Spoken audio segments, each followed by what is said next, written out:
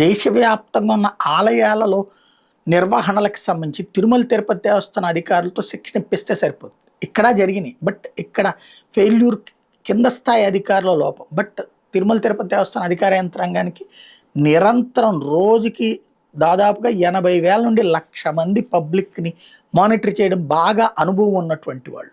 అది మనం ఇక్కడ గుర్తుపెట్టుకోవాల్సిన అంశం. ఈ గుళ్ళల్లో తొక్కిసలాటలు జరుగుతున్నప్పుడల్లా కూడా అదే నాకు గుర్తుకొస్తుంది. తిరుమల తిరుపతి దేవస్థానం ఎంత గొప్పది, ఎంత గొప్ప అడ్మినిస్ట్రేషన్ అన్నట్టు. తాజాగా బీహార్లో ఓ తొక్కిసలాట జరిగింది. లఖీసరాయ్ ప్రాంతంలో అశోక్ ధామ్ ఆలయంలో జరిగినటువంటి తొక్కిసలాటలో 6 ప్రాణాలు కోల్పోయారు భక్తులు. మరొక 8 మంది వరకు గాయాల పాలయ్యారు. ఆసుపత్రికి తరలించి చికిత్స అందిస్తున్నారు. ఆలయంలో జనాలు పెద్ద ఎత్తున పోటెత్తినటువంటి సందర్భంలో ఒకళ్ళకొకళ్ళు అందరూ దర్శనానికి ముందుకి తోసుకుంటున్నటువంటి క్రమంలో జరిగినటువంటి తొక్కిసలాట ఇది.